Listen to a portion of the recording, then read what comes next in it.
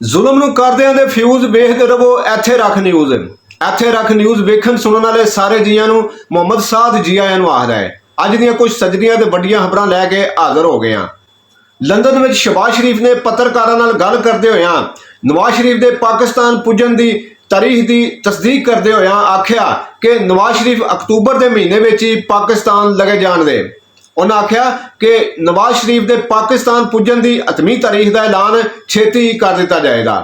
पंजाब के साबका मुख वजीर चौधरी परवेज लाई जिहड़े कि वख-वख मुकदमियां विच अंदर होए ने, जदों भी अदालत उन्होंने बरी करने का हुक्म सुनाती है कदे जेलों बाहर ही नहीं निकलन दिता जाता ते अदालत के कमरे विचों बाहर निकलदियां सार ही पुलिस वालों मुड़ फड़ के ते अंदर कर दिता जाता है। अज तो अदालती फैसले दियां लीरां ही ला दित्तियां गईयां। अज लाहौर हाई कोर्ट ने सवेरे चौधरी परवेज लाई नूं किसी भी मुकदमे विच गिरफ्तार ना करन दा हुक्म दिता गया, पर इस्लामाबाद पुलिस ने चौधरी परवेज लाई नूं झपझा मुड़ गिरफ्तार कर लिया। लाहौर हाई कोर्ट ने लिखे हुए फैसले विच आख्या कि PTI के सदर चौधरी परवेज लाई नैब या कोई भी दूजी अथार्टी गिरफ्तार नहीं करेगी ते ना ही उन्होंने किसी भी कानून के तहत नज़रबंद किया जाएगा।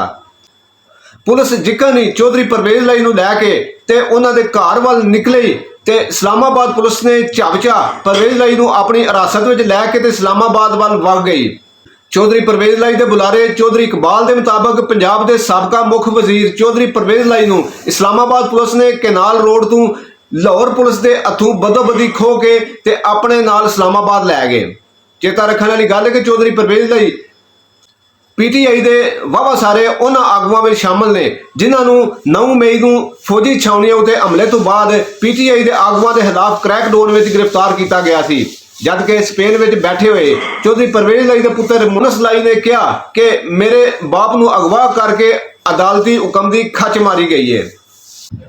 PTI के दखनी पंजाब के सदर ओन अब्बास ने तहरीके इंसाफ छड़ दी।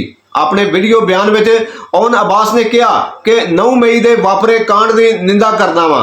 9 मई पाकिस्तान के इतिहास उत्ते काला धब्बा है। सदादे दहशतगर्दी की अदालत ने इमान मजारी का 14 दिनों का जुडिशल रिमांड मंजूर कर लिया।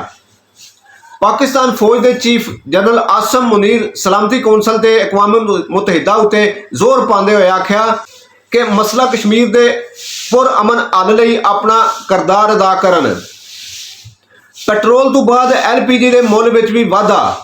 कार्यकारी सरकार ने पेट्रोल के मुल में 15 रुपये का वाधा करने तो बाद लोगों के चूल्हे बुझाने का भी फैसला कर लिया।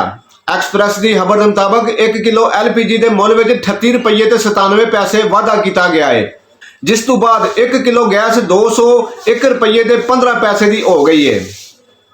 सूबा हैबर के शहर बनू के इलाके जानी हेल में फौजी काफले उत्ते खुदकुश हमले में 9 फौजी जवान शहीद ते 5 जवान फट्टड़ हो गए।